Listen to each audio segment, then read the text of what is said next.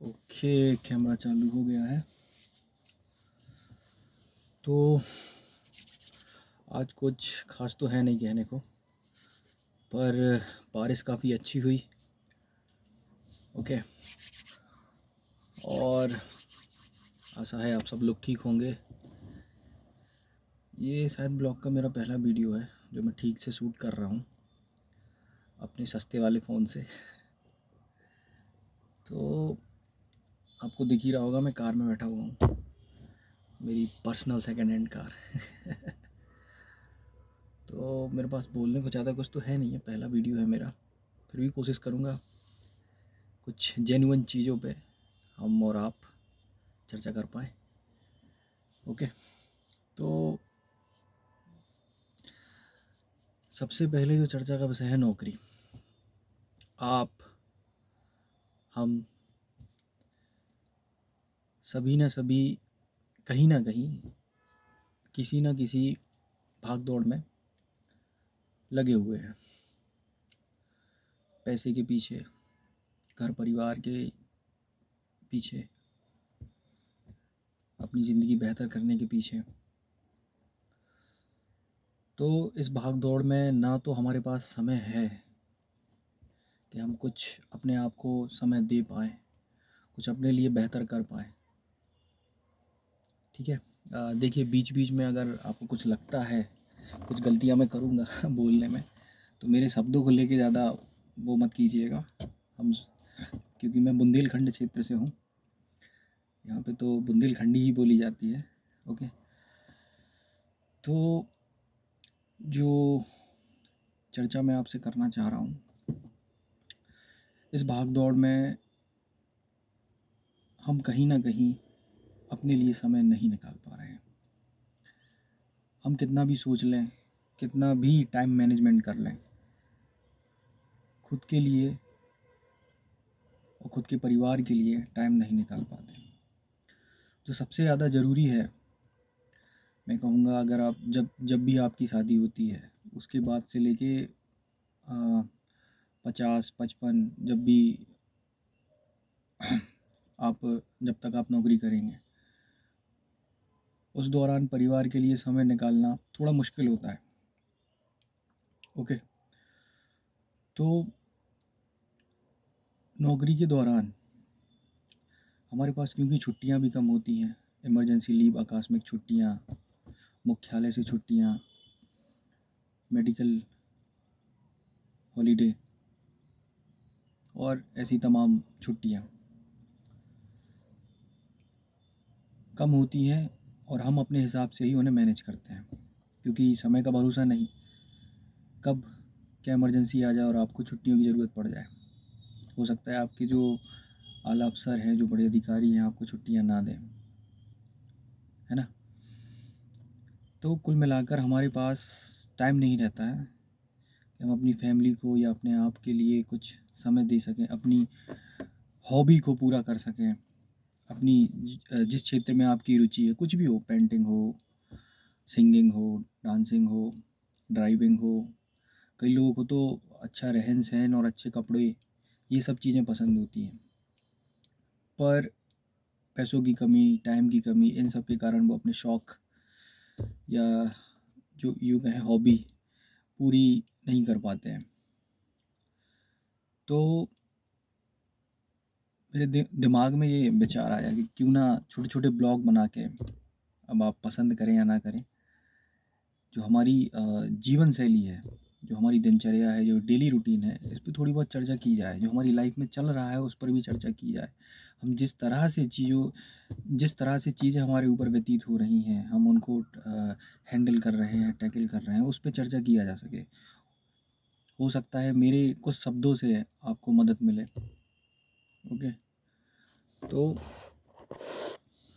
हो सकता है मेरे कुछ बातचीत से आपको मदद मिले। तो चूँकि अभी शादी, ये मई का महीना चल रहा है, तारीख है 21 मई 2025। दिन काफ़ी सुहाना है। खिड़की खोल लेते हैं थोड़ी सी, थोड़ा साउंड बाहर नहीं जाना चाहिए। यहाँ में कोई देखने वाला तो है नहीं। तो आपके सगे रिश्तेदार हो या दूर के रिश्तेदार हो, कहीं भी शादी या फंक्शन अटेंड करना है आपके पास, चूँकि छुट्टियाँ कम है जैसा मैं बता चुका हूँ, तो आप टाइम नहीं दे पाते हैं। आप परिवार के साथ बैठकर कहीं जाने के लिए चर्चा भी नहीं कर पाते, इतना भी टाइम नहीं, जाने का तो छोड़िए, चर्चा भी नहीं कर पाते हैं। तो इन सब चीज़ों का समाधान क्या है? इन सब चीज़ों का समाधान ये है कि लाइट थोड़ी डिम हो गई। तो इन सब चीज़ों का जो समाधान है वो ये है, कॉपी और पेन। अगर आपको जो आपके नज़दीक के रिश्तेदार हैं या आपके जो जिनसे मित्रता आपकी घनिष्ठ है, उनकी शादी आपने सोच लिया, उन्होंने आपको पहले बता दिया 2 महीने पहले या 6 महीने पहले, या मैं कहूँ 20 दिन पहले, तो कॉपी और पेन लें, थोड़ा टाइम मैनेजमेंट करें, उसमें टाइम मैनेजमेंट का लिखें, डेट वाइज लिखें।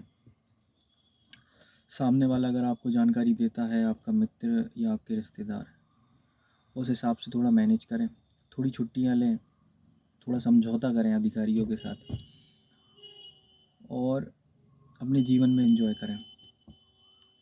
क्योंकि अगर आप अपने इन्हीं रिश्तेदारों की शादियां, अपने घनिष्ठ मित्रों की शादियां आप अटेंड नहीं करते, जो कि ज़रूरी है, जो आपके लिए ज़रूरी है, मेरे लिए ज़रूरी है, तो ये रिश्तेदारों में काफ़ी दूरियां बढ़ा देती हैं चीज़ें। ओके, तो आप कॉपी में लिखिए, आप कॉपी में लिखें कि टाइम मैनेजमेंट किस तरह से करना है, मैं कैसे परिवार को वहाँ लेके जाऊँगा। और सबसे बड़ी चीज़, हाँ, जो मेरे दिमाग में अभी इस वक्त आ रही है, पैसा कितना खर्च होगा। अगर आप 4 दिन के लिए किसी शादी की दूर की शादी फंक्शन वगैरह में जाते हैं, तो आपका कुल खर्च कितना होगा, आपकी जेब पे कितनी भारी है शादी, या कितना भारी है फंक्शन पड़ेगा। ये चीज़ें हैं कॉपी में बहुत ज़रूरी है लिखना, क्योंकि आप एक फिक्स मंथली इनकम पे काम करते हैं। तो टाइम मैनेजमेंट, मनी मैनेजमेंट, ये जीवन में बहुत ज़्यादा ज़रूरी है। और उससे भी ज़्यादा ज़रूरी है फंक्शन, शादियाँ, अपने घनिष्ठ मित्रों की, रिश्तेदारों की अटेंड करना, उनके लिए समय देना, अपने परिवार के साथ अच्छे समय व्यतीत करना। क्योंकि आप में से कई लोग डिफेंस में भी होंगे, कई लोग आर्मी में, दूर दूर पोस्टिंग होंगी जिनकी, वो तो अपने परिवार के साथ 1 मिनट नहीं बिता सकते, एक टेबल पे बैठकर खाना नहीं खा सकते परिवार के साथ। उनके लिए क्या मित्रता, क्या रिश्तेदारी, क्या शादी, क्या दूसरे फंक्शन। तो उनके हिसाब से तो हम जो सरकारी कर्मचारी हैं, चाहे राज्य के चाहे केंद्र के, ये सब लकी हैं। इसलिए मैं मानता हूँ कि अगर हमारे पास मौका है थोड़ा बहुत जीवन में खुश रहने का, जो भी है, जितना भी है, ठीक है, पर्याप्त है। मेरा एक दोस्त कहता था, जितना प्राप्त उतना पर्याप्त। तो जितना भी प्राप्त है वो पर्याप्त है। बस उसे मैनेज करना आना चाहिए, चाहे समय हो, चाहे मनी हो, चाहे एक चीज़ और, इमोशंस। हमारे पास इमोशंस भी काफ़ी हैं, पर्याप्त हैं, बस उनका भी मैनेजमेंट आना चाहिए। क्योंकि ये चीज़ें काफ़ी ज़्यादा ज़रूरी है ना। तो कुल मिला के आप एक कॉपी लीजिए, पेन लीजिए, उस पर लिखिए जितनी जल्दी आपको जानकारी मिलती है, छुट्टियां लीजिए, एंजॉय कीजिए। तो यही कुछ पॉइंट थे जो इस पहले वीडियो में मैं आपसे चर्चा करना चाह रहा था। अब देखते हैं आगे, अगर कोई चर्चा का विषय रहेगा तो मैं आपसे चर्चा ज़रूर करूँगा, और कुछ बिंदु रहेंगे जो धीरे धीरे मैं आपसे आगे के वीडियो में बातचीत करूँगा जिनके बारे में। ओके।